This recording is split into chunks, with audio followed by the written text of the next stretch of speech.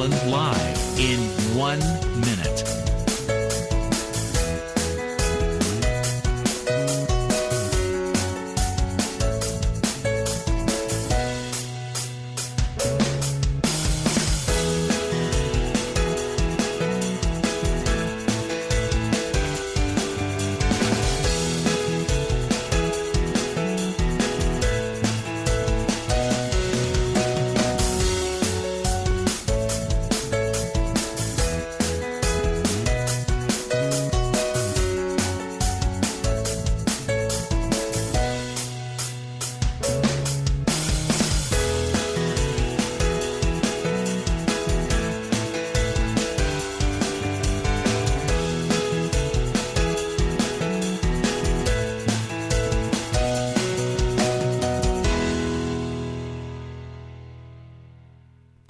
Welcome to Lynn Cullen Live at pghcitypaper.com. Email your questions and comments to Lynn at pghcitypaper.com. Oh, wait, we're on. We're on. Good morning. Da, da, da, da, da, da. Good morning to you. What? Da, da, da. What does that sound like? Gene Kelly should be dancing. Yeah. What was that movie? I don't know. We've been up the whole night through or whatever. And Good morning. Hi, everybody. It's Thursday here in Pittsburgh, Pennsylvania, and other places too, as a matter of fact. Fancy that. It's March 15th. It's going to be 110 degrees today. It's the and Ides. Tomorrow. And it's the Ides of March. Watch anyone whose name is Julius. Watch out today. Tom Sokolowski joins me, as is his habit, on Thursdays. Hey, you being the former director of the Warhol Museum, did you see that big, huge extra in the New York Times today about museum? What do you mean, no? Well, I didn't look at the But did you Times see yet. it? It's thick. Oh, they do that once every They do? March, April, yeah. I very quickly looked through it. I didn't see anything on the Warhol in here. But, No, they're interesting. I mean, sometimes it's just they try both from what I remember years past, to do a few things like one Outside from the of West Coast, New one, York. Yeah, exactly. And then sometimes they're about museum education aspects, collecting, new technologies. It's usually pretty good. Well, they have here something from Birmingham and something about a Negro Leagues Museum, and I think I read about that. And, they're trying to get a little more out of. And then you'll see throughout it the big ads that and then all the museums have these taken out, huge ads, right? And sometimes it's interesting to see who has a big ad and who gets an op-ed piece, an editorial piece, or whatever you call them. So, I don't know where it was when people started talking about communities. Like they would say, we in the arts community. People didn't used to say that. I mean, if you went back 40 years, nobody said that. So, would you characterize the museum community, museum administration community, as a very small and closed? Is it?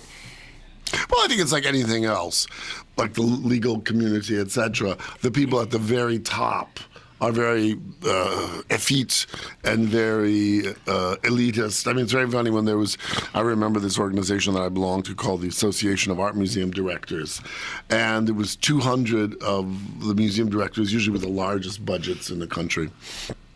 And it would be funny. We'd have these meetings twice a year, and everyone would be sort of, oh, chumsy, how nice to see you. And then when the tables would sort of get themselves out for lunch or whatever, all the people from the huge museums, like the Met, the Artists of Chicago, would all be would together. sit at one table, yes. And then the peons would be at the other tables.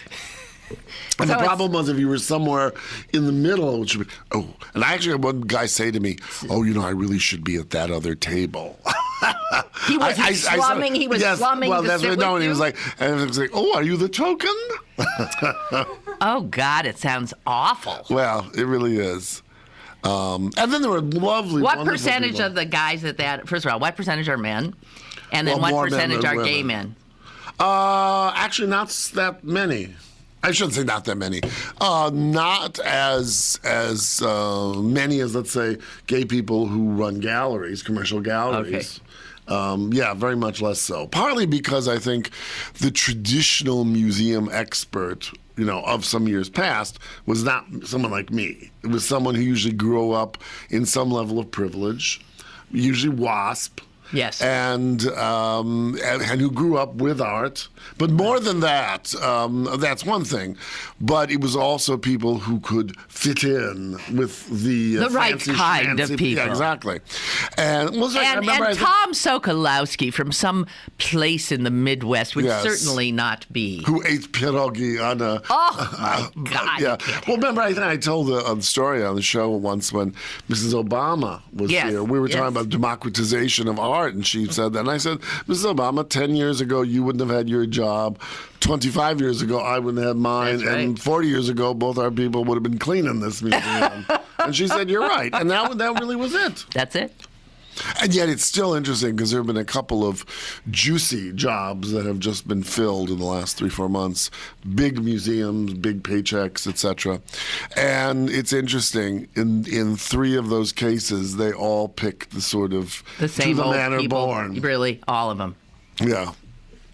Ugh, I hate that. Yeah, but I mean, that's always been that's the wild kind of affirmative action for the haves. Right. I mean, that is why you need a government stepping in to do it for the people, because the people who already own and control and have everything will keep but it the all only thing to be fair. Oh, let's not. No. But the thing is, if you don't have a system like many countries do. I mean, Australia and many of the European countries where a cultural institution or universities as well will go to the government and say, this year we need $100 million for our budget. And they say, well, I'll take 96. Those sort of things happen.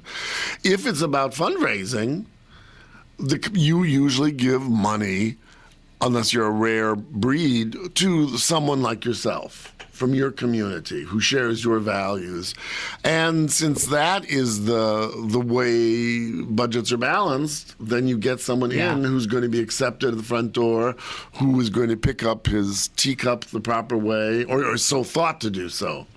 Or someone who passes well. Do you know, I have to tell you that I find, and I have found myself in the company of such people. And whenever I do, I find myself misbehaving. I just have to. I'm thinking to myself, they expect it of me. You know what? They're looking at me and thinking, that loud... The raven-haired Jewess. Yes, that's right, that loud-mouthed Jewish woman. What is she doing here? Yeah. And so I make a point of just sort of, I'll be damned if I'm going to, all of a sudden start acting like they would want me to act, or like I'm so thrilled to have been included in there. No, I always go in there with a chip on my shoulder. I remember, like the Duquesne Club. The first time I went in first of all, I said I would not darken its door once they let women. I said, screw them. Here's to the Duquesne Club. And as you walked in, a thing went, yeah, right. Jew. Jew with vagina. Jew with vagina.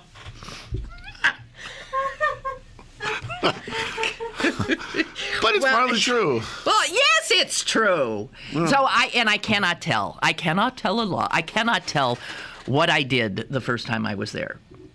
I can only tell you tell you in private. Okay. I'm so sorry.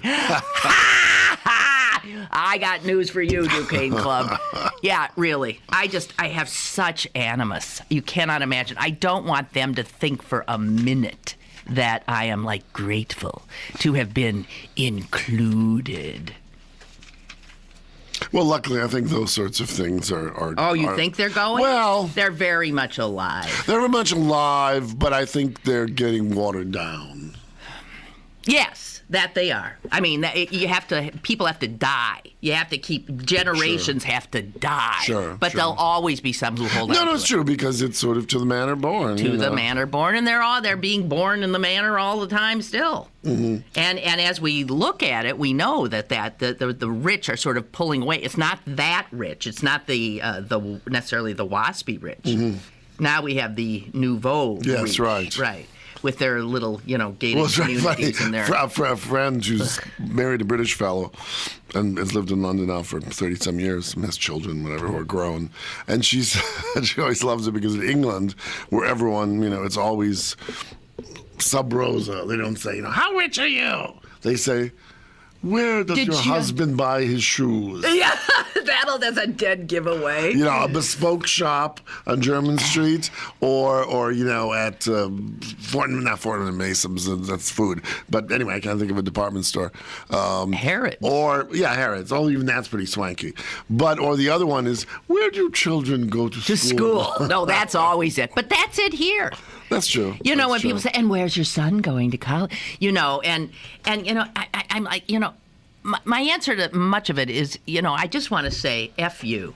I know what this question's really about. This is status. This is about I remember my father, I hate it. who was not an educated man, although it was really amazing what he read every day, what have you. But he would always, when this sort of thing would come up. So in other words, he wasn't educated. No. He just didn't. But schooling. He didn't have a diploma. Well, he went only through 4th grade. God bless him.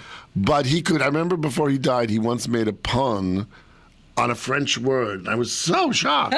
But I remember he would always, when this kind of thing would come up, he'd say, I went to Greer College. And Greer College was this automotive, And I'd say, good for you. You did go to Greer College. God. But, it's interesting. We're talking about elites, and that sort of leads us to the sort of one of the topics of the moment, which is this fellow, I think it was Greg Smith, who wrote this op-ed yesterday. Talk about misbehaving. Yes, really. He not only resigned from a cushy job at Goldman Sachs, but he did it publicly in the New York Times with a scathing behind-the-scenes look at the culture of that despicable organization post having caused this massive recession.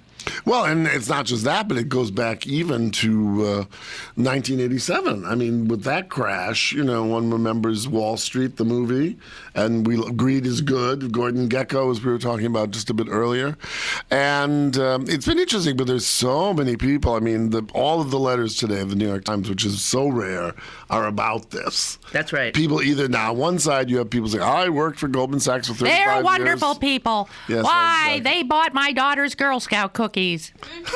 I'm on the boat somewhere in Costa Rica, and then other people saying, oh, yes, it's the truth, and it's quite the extraordinary. truth. That was a truth teller. Yeah. I mean, he spoke the truth. What's so interesting is we think that people, oh, well, I have an advisor at Goldman Sachs who handles my account.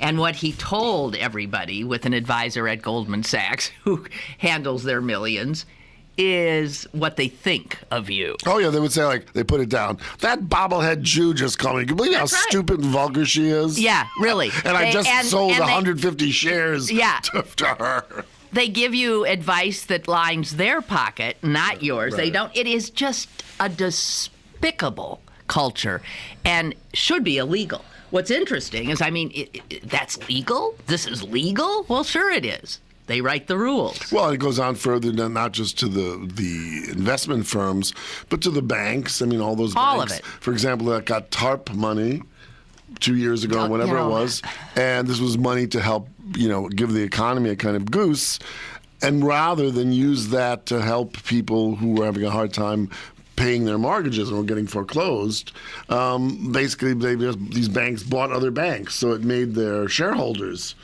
they were lickety happy.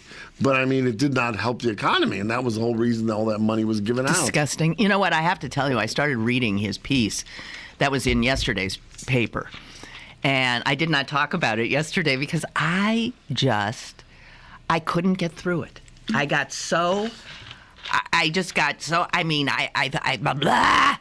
couldn't get through it. And I didn't want to, and I was even angry at him because I was thinking, oh, so now, I don't know. And people on the letters today were calling him courageous. I'm sorry. He made out just fine. And now he'll get to be, even sounds like a whistleblower. Of course, he'll never work in this town again. Mm-hmm. Well, that's probably true. Well, no, it is true. Because who was that woman? Was it no? Oh, the woman at the bank in Texas who blew the whistle. I don't remember. Oh, no, was it Enron? Enron. They don't generally, get rewarded in many ways. But I mean, I don't know. I couldn't. It's just like such scuzzy muck. I can't bear it. It upsets me. Well, the question is, I don't resent, nor do am I jealous for people, someone was to the manner born, to use that phrase again, or maybe worked hard and got a little bit of a lolly and wants to put it into investment, go ahead, fine. Sure. And, making money has never been purely clean, but when it gets to the point of being so rapacious and brittle, and I just remember, I don't know if we talked about this once, but there's a marvelous book by Michael Thomas called Liar's Poker, which I highly, highly, highly recommend to everyone listening. And it was a book about just like the mid-'80s, just prior to that crash, and the creation of junk bonds. And he told stories about, at the end of on Friday, the end of the week, so often it'd be very volatile, the market. And in the last hour of the market, they would have a party, and they would bring in garbage cans, like a 25-quart garbage can, or whatever it's called, full of tacos and sauce, and everyone would be eating and drinking margaritas. And there's one guy who was trying to make a deal on the phone, and someone lit his pant cuff with a cigarette lighter. I mean, he's trying to make it as pants. What is this? It's like frat boys. Well, it was like frat boys. And it was interesting. And I remember all these kids, and they were kids. So I was saying, like, what if I'm fired? Yeah, so I had a good salary, and then I making $1 million, and I lost it. I'm young. I'll do it again. And it was like a game. Yeah, and it became a game that brought down the economy once, and it was that brought down the economy 2-3 times since. Vile. And then, with this TARP thing, and this has been talked about over and over and over again, but this business of these bonuses, again, I didn't know anything about this, and I had one sort of new friend at the time, and he worked in a financial firm, and we were talking about something. I said, you do well, and he said, oh yeah, but he said, I'll do better in February. That's right. And these bonuses would be like hundreds of thousands of dollars. Sometimes. More than the salary. Oh, yeah. Often more than the salary. It's how they were compensated. Oh, God. You know what? It's too lovely a day for us to talk about such disgusting things. Let us... Should we talk about crocuses and tulips? No, wait, yes, and let us revisit. I'm sorry, but I have to bring you a little bit up to speed. Oh, yes, please. On something that was occurring yesterday, and I just want to do an update. Thank you. Yesterday, I was all aflutter. Yes. Because I was going to court after the show. Now, what did you do? Well, it was parking court. Oh, I see. Okay. I've never been to parking court. Neither I. And I didn't know what to expect, and I was guilty of the offense. Okay. So why was I going? I was going because I was going to be penalized an additional $25 or $30 because I had paid 11 hours past the... Oh, right, those... It really... How they really go up. Oh, yeah. Well, first of all, the ticket started at $55. That's what I was paying. $55 and... the first increment is... No, it wasn't for plugging. I was parked in a no parking zone. Oh. Okay. $55. Shameless. Yeah. $55.50. Okay. And it was going up to 78 or something. I don't know what the hell it was. So I was telling Potter about it, who was here, and Jess, did you get the impression Potter thought I was going to be thrown out of court? Yeah, he wasn't. He wouldn't bet me when I said I bet I win. No, he wouldn't bet. And he gave me horrible advice. He told me to go in with a stack of books and drop them on the desk and start out with, he said... I'm Lynn Cullen. Do you know who I am? As the Code of Hammurabi tells us. When the camel has to park somewhere. Yes, that's right. And then said, work your way through the Magna Carta into the whatever. So I go in. They took me rather quickly. There was a... Were there tons of miscreants? No, not a lot. Okay. And there was a... like the bailiffy guy came to get me. He said, "Do you have any documents and/or photos for me to give to the judge?" And I said, "No." And he said, "Just go on and take a seat." So I walk in, and the judge is sitting there. I'm thinking, what a job! Oh God, listening to people, my car and this and that. The baby needed medicine, and I had to go to the bathroom. What did you expect me to do? I was, whatever. This man who looked like he'd heard one too many. I'm sure and he had. He Probably had one too many. Yeah, but I don't even think he looked up when I came in, But so he sort of motions to the bailiff, who walks over to me and hands me a picture, much to my astonishment. And of your car? And the judge, as I'm looking at this picture, the judge says, "That is a picture, as we understand it, of your vehicle. You will note it is parked directly in front of a sign that says no parking." Now, so that presumes like that the police have a camera? That's what I said. I said, "Oh my God, you mean the meter maids have cameras now?" But then I was thinking, who the hell doesn't?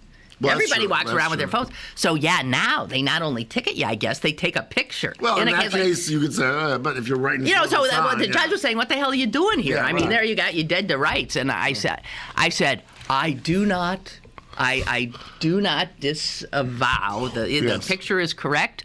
I was blatantly parked in front of a no parking sign, and I'm sorry. However, and then I went. I told him, I said, "I've always paid my bills, my parking tickets on time. I don't think and as I started to get sort of into the story, the judge finally sort of looks up, and he says, "Lynn Cullen!" Because I was working myself up. He knows the voice. High dudgeon, yes. And I You'll thought, pay $2,000. I know. That's what I said. I looked. I said, "Is that good or bad?" You never know how that's going to cut. Right, exactly. Oh, famous person. Oh, you think you're better than the law? Oh, God. Well, what was the outcome, darling? He said, "Give us $20. Woo! I said, "20? I said, "I have a check I wrote out for $55.50. $20. So you got a refund. I made out like a bandit. I was reduced. And Chris to Potter upstairs. You thought you knew better. I not only didn't have to pay the inflated $70, God knows what. So I saved myself either $50 or $30, whatever. And he thanked me on the way out for all the good work I've done over the years. Now, I was surprised that he didn't ask, although I suppose it's illegal, so what difference does it make? But, why were you parking in front of a... He didn't ask. And if he had asked, I'd tell him the truth. I was, as usual, running late for work. Yeah, right. I didn't find my usual place to park to jump on the bus, and I parked there after quickly ascertaining that there was no damn reason why that should be posted no parking. It was not. I was not in any way would be keeping a fire truck from getting onto the street. Right. There was no business there. Sure. There was no reason whatsoever. You know what? I'd be interested in finding out whether, with this new increased fees for parking, as well as parking extended into the evening. I mean, we have to put money later in the evenings and on weekends. And I'm not sure where that is because they stopped it at Christmas. I know. You don't know anymore. What the impact is? Well, in terms of... Financially? Much more money. Economically. I mean, whether they're getting more money? Yeah. Oh, I'm sure they're getting more money. But, could be that merchants are getting less. Oh, yeah. Well, it's very funny. I remember where was I? Oh, yeah, I was walking through Market Square yesterday, which I must say has really become quite a center of people. It was such a lovely day. So there were tons of people out, eating. Were you there? So was I. I was one of them celebrating my parking court victory. Oh, well. I wandered because the parking court's right there. I wandered right over there. That's exactly where I was. Oh, see? On a beautiful day. But there was this girl who ran out of Nola's, I think, that sort of Creole restaurant. And with a apron on, so she was obviously a waitstaff, and she was going to there. They have those machines where you put the money in and they give you a little snip, and then you put it on your dashboard. And I just said, "Oh, ma'am, I have to ask you, do you work here?" And she said, "Oh, yeah." And so she just she parks right on the square and keeps running out every 2 hours, which I think is sort of illegal too. But yeah, I think it's like after. Well, she's 3 preventing hours. anybody from using that. Well, that's space. it. So it doesn't help patrons. No, you would think a merchant would tell their staff, "You can't do it." You can't do that. I just noticed, by the way, on this docket report they gave me, that they have the infraction occurring on North Craig Street. That's not anywhere near where it was. It wasn't even your car. Maybe that wasn't my car. Well, now when they do it, do they take the license plate? I didn't even notice. It was clearly my car parked in front of that damn thing. Okay, whatever. I just wanted to report to those who were interested. That, so the justice system works. It goes back to what we were talking about. Well, I don't know that works. To the manner born. No, yeah, I don't know if that works. The that's fact right. of If you the were matter guilty, is, you should. I was guilty. No, I could see. I thought it was perfectly reasonable for him pay the to fee, say, the "Yeah, normal no, fee." you do not have to." That he gave me $30 back, as I got the impression as a thank you for what he considered my good work. That's not really, I guess. See, I mean, some people would say, Well, it's not to the manner born, but it's sort of saying, hey, I recognize you don't have a history of 7,000 tickets, because they know if you do. And hey, if you better you who've served the public than someone who's just I don't know. Oh, connected or something. I mean, because Well, no. they fix tickets all the No, time, that's true right? Too. That's true too. I remember in Chicago, it all used to be years ago when I was man. growing up, how near the end of the month the cops would be out, Writing them left and tickets right. for everything, Because they had a quota. Yeah. Oh, Lord. Oh, dear. Okay, so maybe we better get our break in, and we'll be. I have another update. On? Jupon. Oh, Jupon, Okay, yes. we'll be back. Stick around for more with Lynn Cullen live after this. Go to bergbargains.com for great all-inclusive deals on tropical beach resort getaways to Mexico and Punta Cana for as little as $300. That's a 75% savings. bergbargains.com, Pittsburgh's only online deal site where the deals don't expire. bergbargains.com. Pittsburgh City Paper's Coors Light Silver Shootout Pullout is available now. Pick up one today for the best places to celebrate St. Patty's Day and your chance to win Dave Matthews Band tickets. Pittsburgh City Paper, available at over 1,700 locations throughout Western Pennsylvania and on the web at pghcitypaper.com. Hey, Billy. Yeah? Do you want to go to the state fair? Yeah. Do you want to ride the roller coaster? Yeah. The big one? Yeah. The one with the reverse flip? Yeah. Well, you can't. Huh? You see, Billy, when you throw away money on wasted electricity, you throw away everything you could have done with it, including going to the state fair. Oh, man. Cheer up. This year, your parents will make it right. They're going to visit EnergySavers.gov, where they'll get tips on how to save energy and money. Then they'll add extra insulation and get a few of those Energy Star appliances. They could save hundreds of dollars a year. And you know what, Billy? What? They'll take you to the state fair next year. But I want to go this year. I know you do, Billy. I know you do.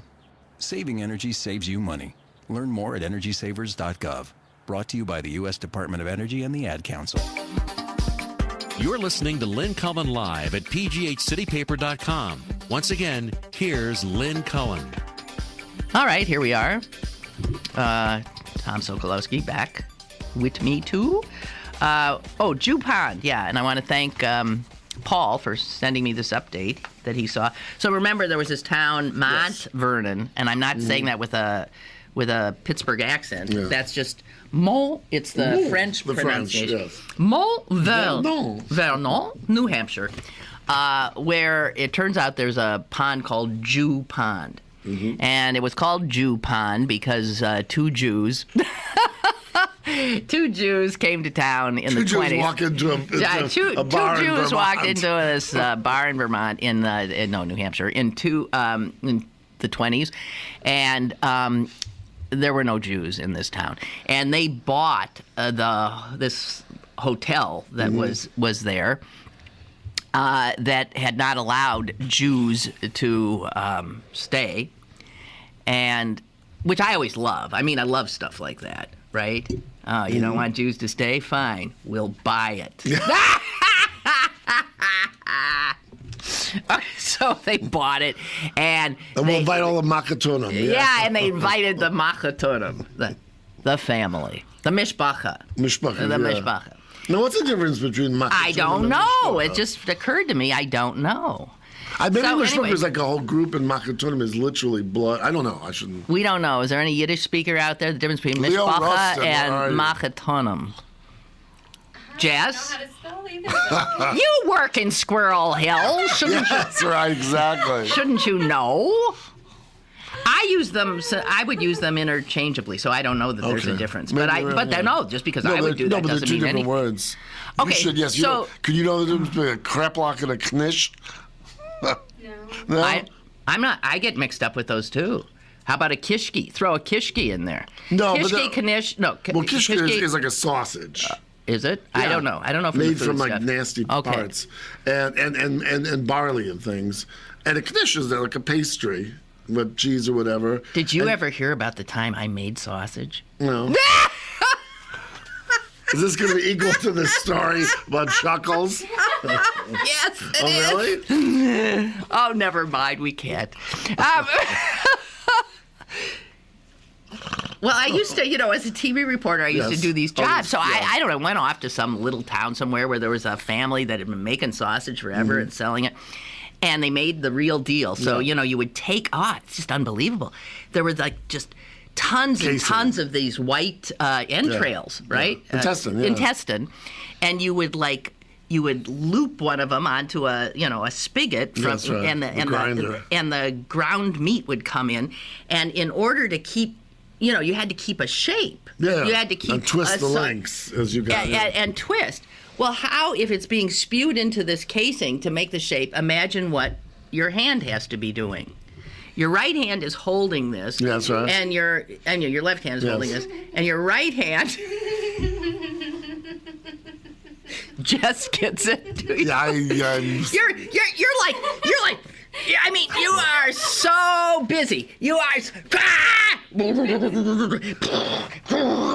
and so we get back to the station, right? And we're looking. I'm trying to edit the piece. Oh, this is the visual. It was visual. Oh. We're trying to edit the piece, and the editor kept saying, "Well, you don't want me to put that." I mean, like, we couldn't show it. It looked so ridiculously sexual. It was the funniest thing. We could barely get that thing on the air because you couldn't. And the sausage people were just bereft. Anyway, Jupon. Yes. So, there was a petition to change the name, and a lot of townspeople got upset and said, no way. This is what it's always been called. Well, here it is. The residents of the rural New Hampshire town have voted to rename Jew Pond. It wasn't even close, 104 to 33. And this was when? Does it give a date on that? Well, it would have been a day or two ago. Oh, this is just really, really recent. Yeah. Oh, I didn't realize. Tuesday. Okay. Tuesday. Tuesday night. And they have to actually ask the U.S. Board of Geographic Names to officially change the name. And here's one guy who said, let's change it, said, I don't know if it was meant to be offensive or not, but if people are offended, I don't see why we shouldn't change it. And here's somebody on the other side. Changing it's stupid. People just like to stir up trouble. And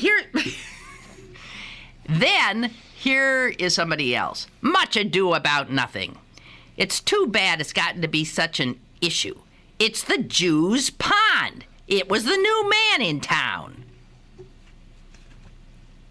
So some people don't get it. Yes, they don't get exactly. that Jew is a... They don't know what they're naming it, though, yet. Oh. But they are going... Oh, you made a contest? Hebalo. Hebalo. Actually, since then, somebody did send me more geographic names. Oh, really? And there's Hebe Road, West Virginia, and stuff like that. There's a lot of Hebe things. How funny. It is funny. Sort of. Sort of, right. Well, we don't have, I'm looking at the screen, we don't have any Yiddish speakers or Yiddish Mishpacha or Machatanam. See, I mean, I don't know how you would spell it because in fact, right. Yiddish is spelled using the Hebrew letters, alphabet. Yeah. Which is something when I learned that, I was shocked because I thought of it as more Germanic. So why wouldn't it use? Right. But so it's was it SH, SCH, CH? MIS. The way Mishbacha would be MISH. BA. Oh, I bet it could be SCH. Oh, that's what I mean. Well, it's like, how do you spell Hanukkah? That's right, with an H or a CH. Yeah. Or two Ks. Yeah, right, Hanukkah? Yeah, right. Or Chanukkah? Yeah, right, exactly. For that matter, how do you spell Gaddafi? Thank God he's dead. We don't even have to worry about it anymore. That's right, Q or KH. Yeah, you could do a G, a K. There were ones that spelled it with a Q. That's right. Gaddafi, yeah, right.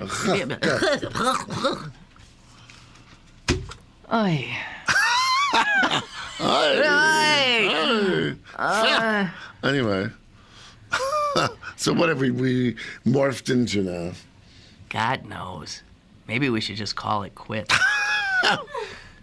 Okay, so the governor has, the ink wasn't even dry on the voter ID bill, and Corbett, wasted no time. He signed it. It's law. Now, when you go to the polls next month, they're not even giving you time. I mean, if you don't, and I'll have to remember this because, as I said, I go and vote, and I don't show anything. But you're Lynn Cullen. Yes, right. Hey.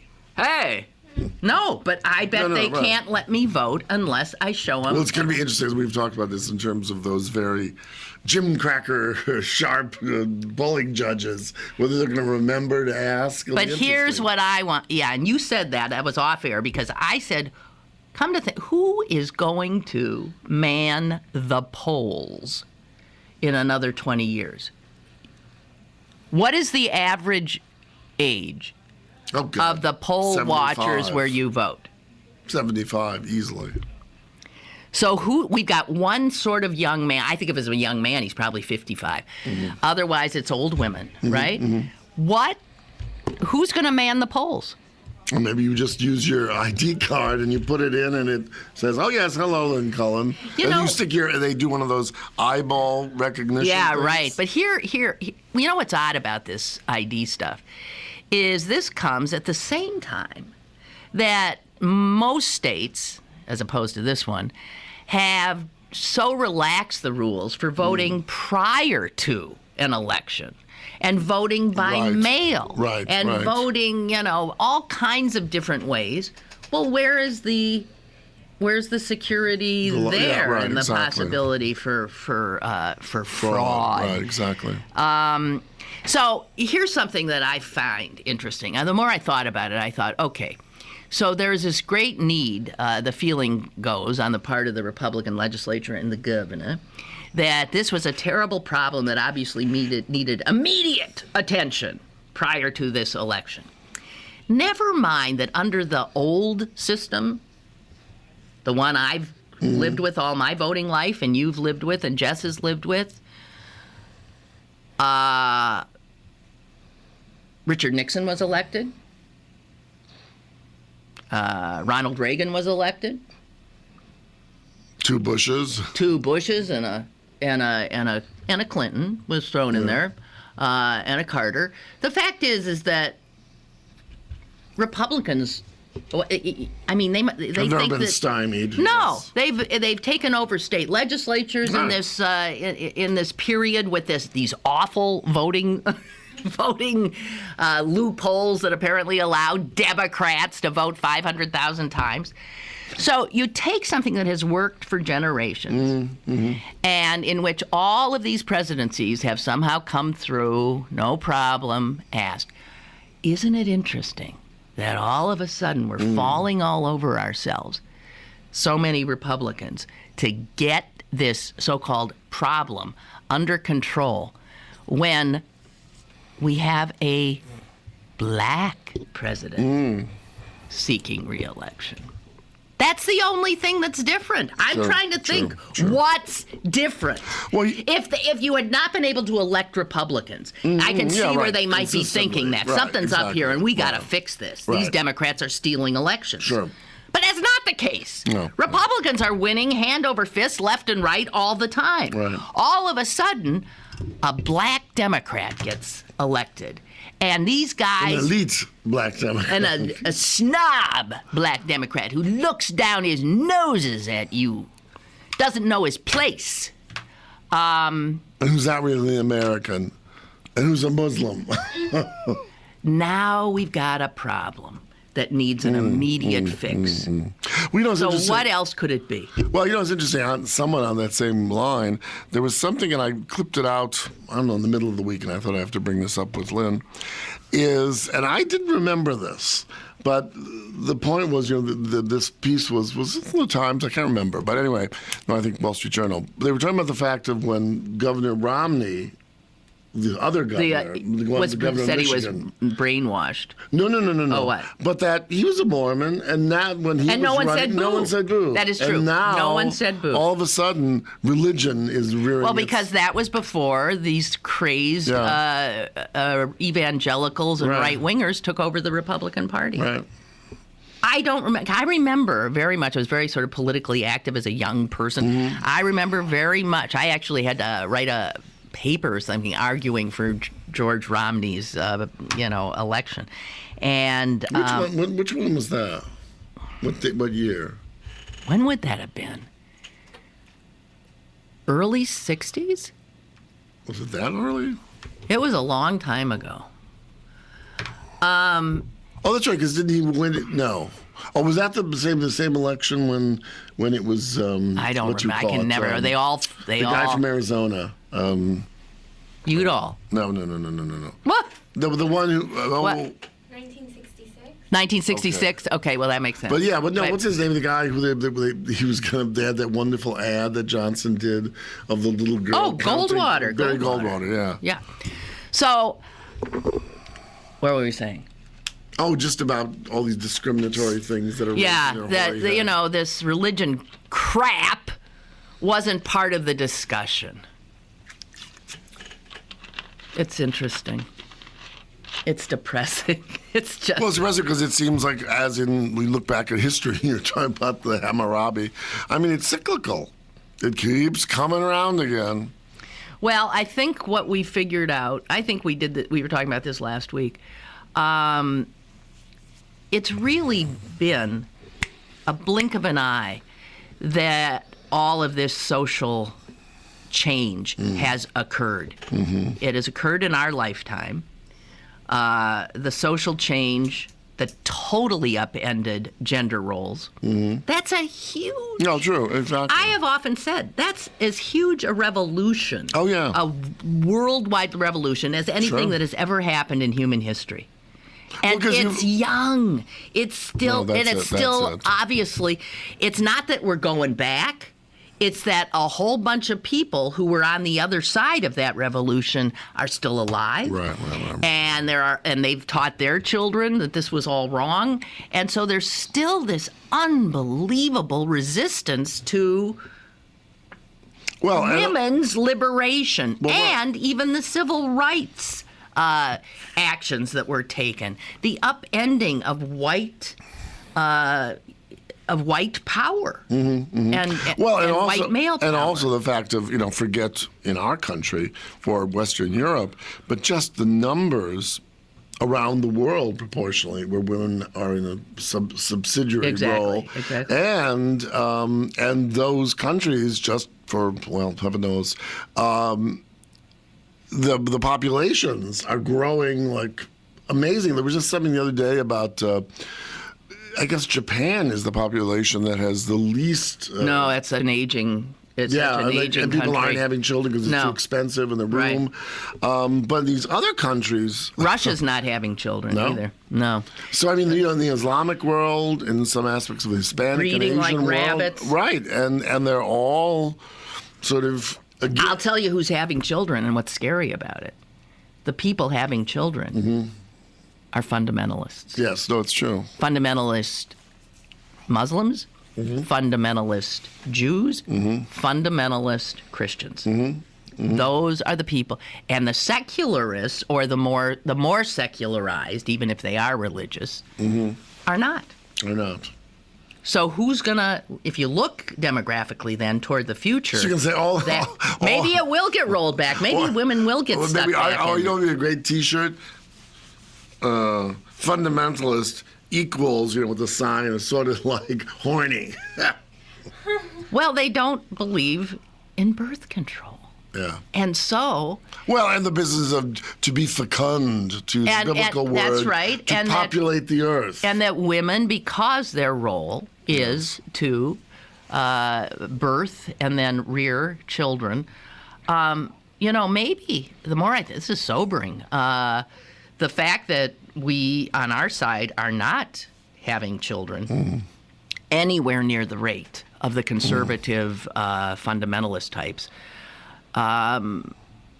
could bode ill. Well, I think we talked about that briefly. A friend was to Israel recently on a trip, and she was saying that they're very concerned. Oh, God. Because in 10 years, I am too. The Hasidim, etc., and so they can vote in. The more and more conservative. Yeah, because in Israel that really holds true. The conservative and extraordinarily hawkish, and I might even add racist, Orthodox Jews are having 10, 12, children. And they're marrying their daughters off at 17 and 18 and having 10, 12, 14 more. And on the other side, you've got the lunatic Muslims doing the same. You're heading toward holy hell. And most Israelis still are relatively secular. You would feel an immediate affinity toward them. They seem like, you say, they're like Americans, they're just like us, right? But they ain't having babies. They're having one, they're having two. Well, it's interesting. I mean, on one hand, you could say, if you try to look at this somewhat soberly, people in the West, the elites, the liberals, they're all so selfish. They want to have their careers and whatever. And then if they don't get around to having a baby, wait a minute, that's awful. But the other level of it is, I think people have said, I know friends of mine certainly, that they know in this economy, etc., it's not that they want to be have lots of money in the bank, but that what does it take to give a quality life to one your family? Human being? Yeah. And the question is, and also, as a woman in particular, since the women have traditionally the prime role of caregiver for a child, don't women have a right to a good life and an enriching life that makes? I mean, my mother worked, and I remember, she was a very good mother. But it enriched her. And so I think it's about a sort of situationism. But, I was thinking, it sounds horrible, and probably for a certain period of time, probably just after we croak, it will be. But then I have to believe that a number of those people, women in particular, are going to say, enough is enough. I don't know. Talk about brainwashed. Talk about a whole other reality. I don't know. Here's the Puritans. What I have to tell you. They were like, the Pilgrims. Here's the other thing. People that have all these children, and this is true in Israel, and it is true in this country, often cannot afford them. They can't afford them. There's no way. So guess what? Wards of the state. That is correct. And in Israel, those Orthodox Jews are on the receiving end of more government money to help them, to feed those kids, to house those kids. And who's paying that? The secular Jews, who are also working their tails off and living within their means. Yeah, right. And that happens here, too. If you look at who's having all these children, they're often poor as church mice. They cannot afford these children. It is a socially irresponsible act. And it makes the rest of us have to pick up. Yeah. I was going to say, finally, on that one vote, you probably would be in total agreement with Rush Limbaugh. You know. Well, I hear conservatives say about, like women who have children and then they go on welfare.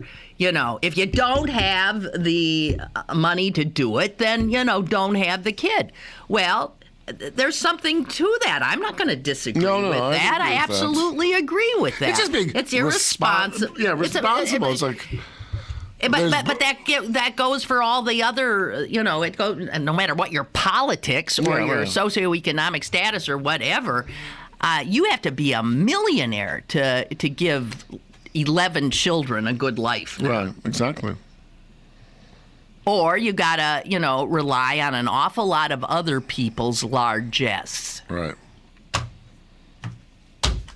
Well, I'll tell you. Well, then, what's interesting about that is, and this goes also to this raging debate between, the Catholics and some other Christians, and, this business of if you're a Catholic hospital or a Catholic business, having to provide employees, and particularly employees perhaps who don't share your religious beliefs, even though you're a Catholic organization, with contraception, birth control. But I think, there is a point, and I don't want a government that's going to tell me what to do in the bedroom, etc.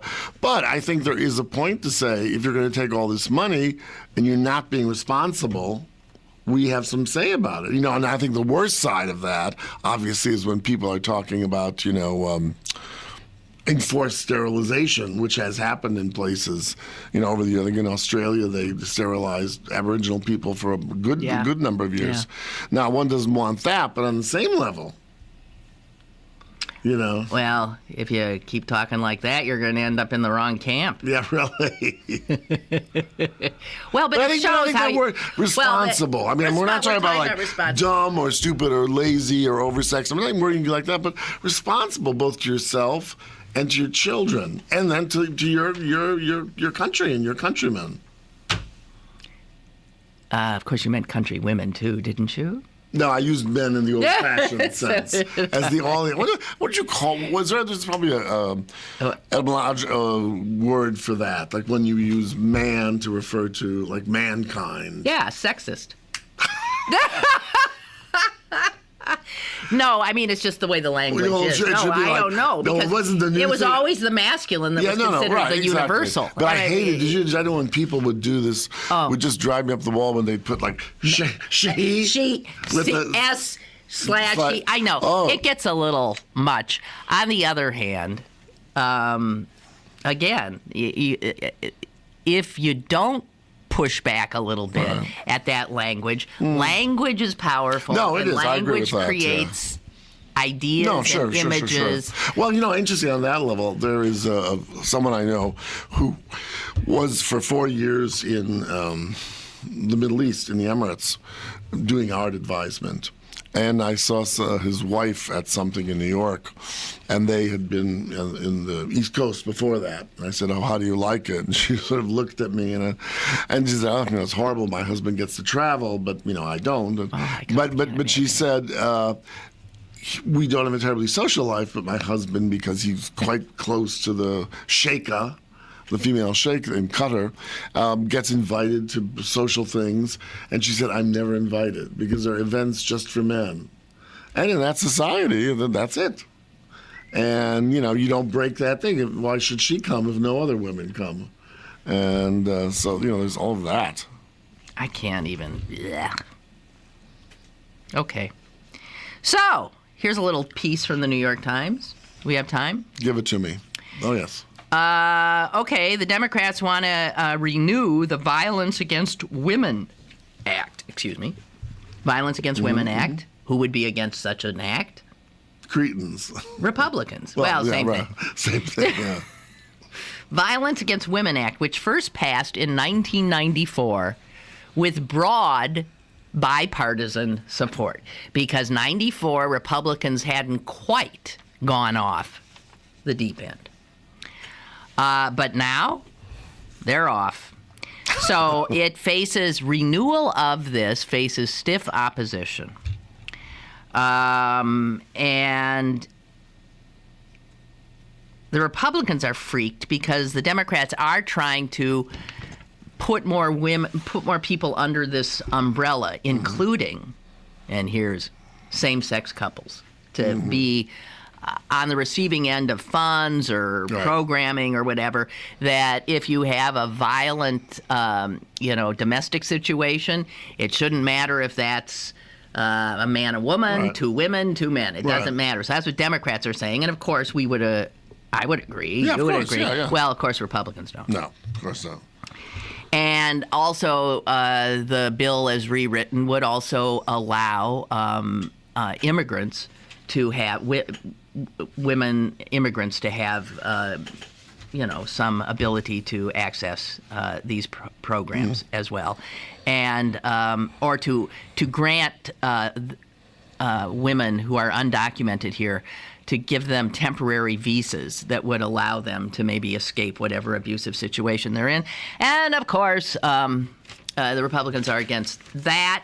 Obviously, I think politically what the Democrats are doing here is just they're pushing, again, to make clear that if you're a woman and you're voting Republican, you are out of your cotton-picking mind. And this is the party that I cannot believe that, some housewives in farming communities, etc., who may be traditionalist religiously, traditionalist politically, etc., but when they in the quiet of that booth, and when they think about what they do to their families, etc., might just say shit. I'm not voting for this. I'm not going to fight publicly with my husband or my minister, but I'm not voting for this. Maybe. Let's hope. I hope. Now, I'm curious. I'm looking over your show. What is this thing about Jeopardy? Wait, I'll get there. I just want to add Phyllis Schlafly. Oh, my God. Phyllis who must Schlafly. still be alive. Oh, yeah, sure. She always looks pickled. Well, in Italian, there's this great phrase, il peggio non mori, the worst never die. Yeah, well, she has to be in her later 90s. No. I don't think so, because Not that old? she actually was a friend of my sister's mother-in-law, who is still very much alive, but is, pushing 90. What election or time was she really in her prime? Well, when she came into her prime when we were trying to pass the Equal Rights Amendment. Oh, right, that's right, yeah. So that would be what, the late 70s? I guess. I think 70s. So now she's morphed into Ann Coulter. Well, she's just... I saw a great tweet today saying... On Ann Coulter? Somebody saying that, looking at Phyllis Schlafly, has this woman ever known a happy moment? She was always so mean. Yeah, I know. And somebody tweeted back, when the ERA was defeated. Right, exactly. That would have made her happy. But what also freaked me out about Phyllis Schlafly is she was always just viciously attacking women like me who wanted to have a job and a profession and thought we could do it without a husband and all this stuff. And meanwhile, she had she was working outside her home constantly. She was as active and powerful a woman as you would want to see. But she was also quite wealthy, wasn't she, as I remember? Yeah, she's pretty wealthy and very Catholic. So here, I forgot that. So here's her quote. She's still out there because she was responding to this bill. The re-upping of the Violence Against Women Act. Phyllis Schlafly said that Republicans must stand up against it because it promotes divorce, the breakup of marriage, and hatred of men. The Violence Act Against Women does that. Can you imagine? Stupid bitch. Yes, thank you very much. I think she has a very troubled relationship with her children, too. I'm trying to remember what my sister told me. She was the Midwest, wasn't she, somewhere? She's Missouri. But yeah, St. Louis, I think, where my sister and her mother-in-law do live. Oh, I see. Okay, so the Jeopardy thing was, and I saw this. So the guy on Jeopardy, the question was, what was the question? I can't remember the question, but the answer was Wimbledon. Wimbledon, yes. Yeah, the tennis, outside of London. So the guy says Wimbledon, and, Alex says, that's right. $400, blah, blah, blah, and on they go. And then all of a sudden later, Alex has to say, we have a correction to make. I am so sorry. We're going to have to take the money back from you because our judges say you did not say Wimbledon. You said Wimbledon. Do you believe it? And I guess this is something that the British get upset about because it's Wimbledon. Wimbledon with a D, and we say Wimbledon generally. My singing teacher of years ago would say, both T's and D's are diphthongs. Yes, they are the tippy on your tongues. T. That now I cannot believe that. That is unbelievable. Half the world refers to it. His money was taken away. And did he lose then? Yeah, he ended up losing. He didn't say so. All hell has broken loose. He said, dialectical bias, said somebody on Twitter, and somebody else said, so wait a minute. Now the pronunciation of the answer has to be the same as it's pronounced in that country? So, in other words, I mean, stop and think about it. Let's say the answer to a Jeopardy question was, who is Andrew Carnegie? Right, exactly. Yes. And somebody said, who is Andrew Carnegie? Right, exactly. Oh, I'm sorry. That'll never do. No, that's exactly right. It's exactly right. the same thing. It's exactly the same thing. Oh, this poor guy got screwed. Yeah, right. The world is Wimbledon. Nuts. And let that be a lesson to you. It's Wimbledon. Okay? So that's what that was. I just... for all you Jeopardy fanatics out there. I mean, isn't the world ridiculous? From Phyllis Schlafly to Alex Trebek.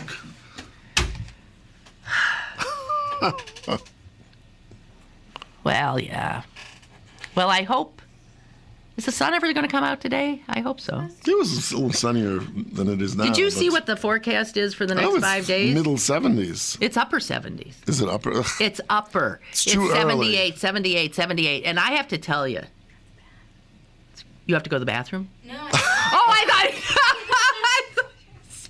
Announce to the world. I thought you were saying, wrap it up, I have to go to the No, I mean, the thing is, I noticed last night, because what's interesting is I ran out, I was home, and then I ran out about 4:30, and from 4:30 to 5:30, I was in the car. It was warmer then than it had been in, the middle of the afternoon. Yeah. And I remember in the evening, I had all my windows open in my apartment, and it was hot. Hot. But of course, my building is huge, so I know there's a lot of elderly people. If they put the air conditioning, because they could have to switch it from heat to... Right. People would be, looking for Well, I bet there are blankets people who had air conditioning on yesterday. If they could, yeah. And units, stop and think about air conditioning on in March. Yeah, that's crazy, yeah. Wow. The world is coming to an end. Isn't that the Mayan? No. Wasn't it like last year was supposed to be the Mayan whatever? No, I think now it's coming this up. Year, so maybe No, I think the Mayans coming up, but that is a total misreading of what the Mayans were about. But they were weird people. They were extraordinary And people. violent. Oh, that's if you believe Mel Gibson's history. No. But they, no. All right, okay. Pardonnez-moi, because I once They were throwing virgins into... Oh, and if you were the prince, you would have your penis lacerated with the spinal bone of certain fish, and you had to sacrifice yourself for the people. No, this is absolutely true. This was we did a show years ago when I was in the Chrysler Museum in Norfolk, Virginia, on Mayan ceramics. So we had the best experts in the world. No, they were not nice people. But I mean, no, okay, they might not be nice, but for their time, wow. Oh, right, exactly. Their they were very art, learned. Yeah. Their architecture, their astronomy, their counting and calendar abilities. No, that's true. Apparently, all that was unbelievable. So they were, wow. Amazing. And nobody's quite sure. So they like lacerating penises. So what? That sounds like Phyllis Schlafly now. And also, I mean, lacerating penises not of poor people, but of the prince. Of the prince, yes. He was the sacrificial. Well, that's sort of refreshing. Well, that's true. No, the other thing is, if I'm not mistaken, I think no one is quite sure why they died out. Yeah. Whether it was disease or... There was something like that. It was something about disease or they did something that pretty much did themselves in, right? That could have been. The Mayans. Okay, so we have Mayans to look up in Mishpacha. and And penis laceration. And no, because I thought you handled that very well. Oh, thank you. You're welcome. All right. I think that's it for us. And I just want to say Jess does not have to go to the bathroom. We're just ending because the show's over. It's 3 minutes over. Good night, Irene. Good night, Mrs. Calabash. Wherever you are. Wherever you are. And 90% of the audience will know what the hell that is. No, we are so showing our age. Yes. Toodaloo. Good night, Mrs. Calabash.